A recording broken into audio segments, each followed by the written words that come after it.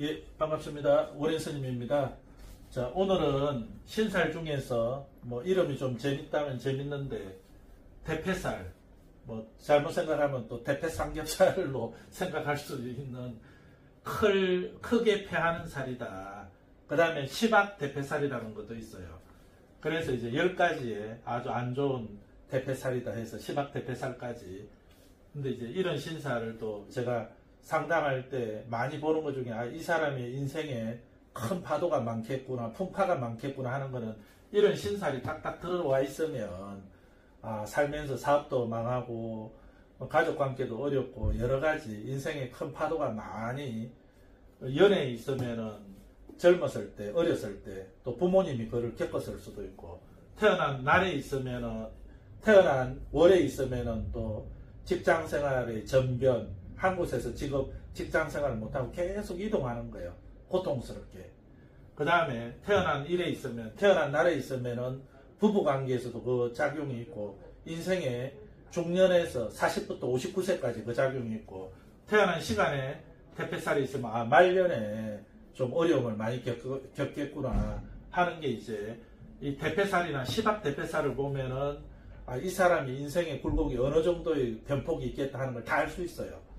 이건 어떻게 형성되냐. 대패살은 크게 패하는 살이다 해서 유산을 탕진하거나 또 부모한테 많은 재산을 물려받아도 지키기가 어려워요.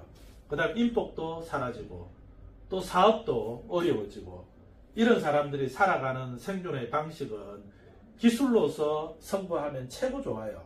자기가 전문기술 자격증을 가지고. 그 다음에 교육도 운의 영향을 별로 안 받아요.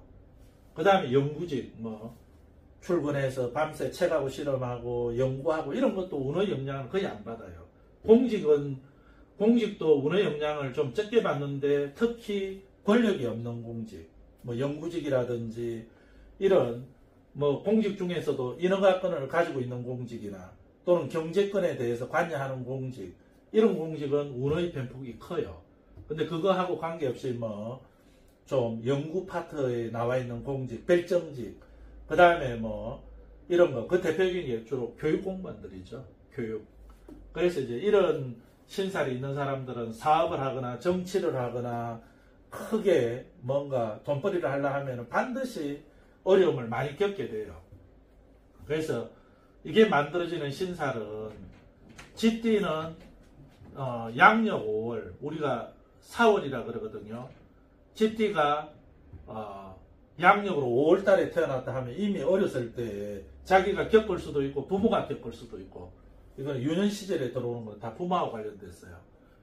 근데 이제 이게 쥐띠가 태어난 시간이 오전 4시다 하면 9시에서 11시까지 교정을 하면 30분이 플러스 돼요. 이때가 되면 이제 말년에 이런 걸 겪게 되는 거예요. 소띠는 8월달, 양력 8월에 태어난 소띠. 그 다음에 이제 호랑이하고 토끼는 양력 11월, 용과 뱀은 5월달, 4월이죠. 주로 4월이 많이 들어와 있어요. 말과 양은 말은 11월, 양은 2월, 원숭이 닭은 신, 그러니까 양력 8월달.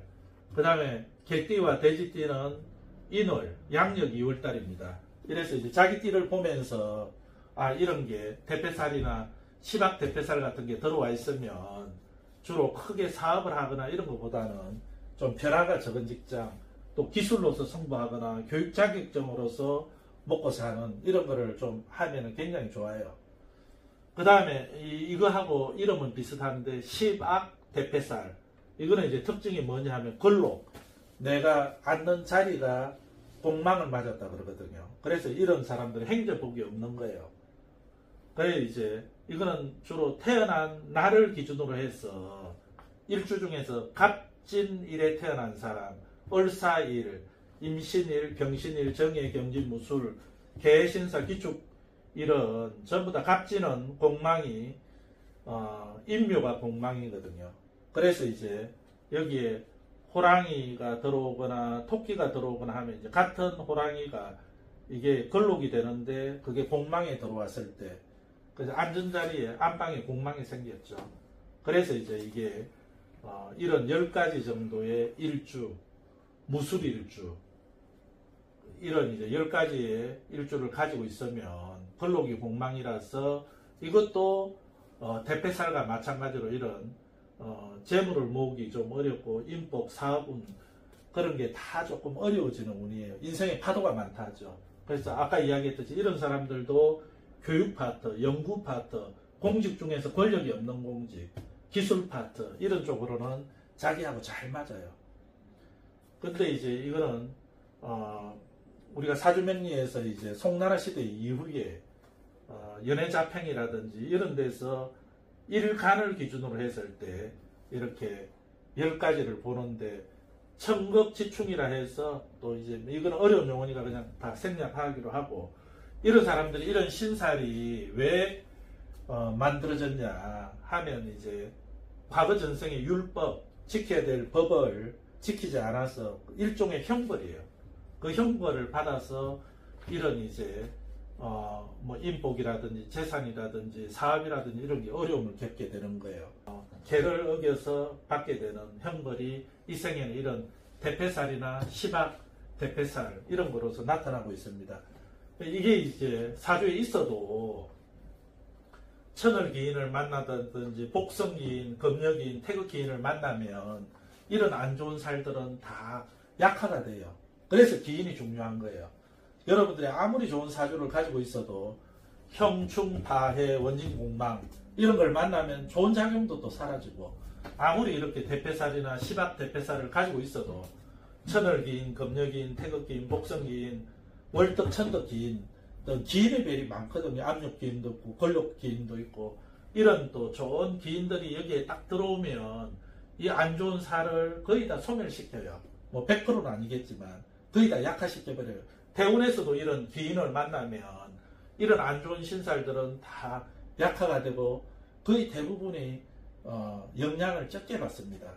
우리가 아무리 좋은 뭐 내가 10년, 20년, 30년 대운을 받아도 그런 것도 형충파해를 겪거나 공망에, 물론 대운은 공망을 안 봐요. 그 다음에 이제 원진에 걸리거나 하면 그 좋은 기인의 별들도 약해져요. 자, 오늘은 대패살, 시박 대패살에 대해서 말씀드렸습니다. 예, 감사합니다. 구독과 좋아요 부탁드립니다.